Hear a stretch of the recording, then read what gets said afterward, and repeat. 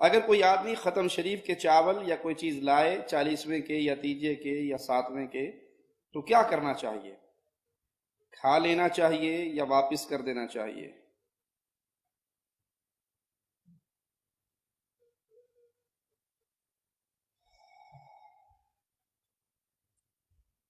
رسول اللہ صلی اللہ علیہ وسلم کے دین پر چلنے کا اللہ نے ہمیں حکم دیا ہے۔ پیارے حبیب محمد کریم فداہ ابی و امی صلی اللہ علیہ وسلم کی شریعت میں تیجا، 7واں، 9واں، 10واں، 40واں، کل، برسی، ختم شریف، کنڈے شریف، میلاد شریف، سانکے شریف کچھ بھی نہیں۔ یہ سب made in India, made in Pakistan. سوال آتا ہے کہ کھائیں یا نہ کھائیں؟ اگر آپ نے کھا لیا تو آپ اس کام سے راضی ہو گئے نا؟ اگر آپ نے کھا لیا تو آپ اس کام سے راضی ہو گئے، برابر کے گناہ گار۔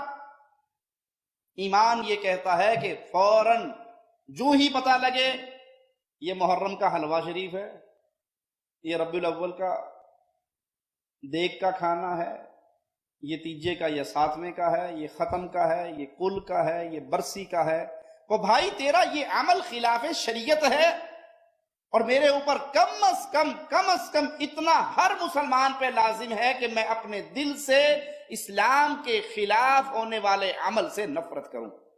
سب سے اعلیٰ مقام ہاتھ سے روکوں، ہاتھ کی طاقت نہیں، زبان سے روکوں، زبان کی طاقت نہیں، دل سے برا جانوں، اور یہ ایمان کا آخری ذرہ ہے، اس کے بعد ایمان ہی نہیں رہتا۔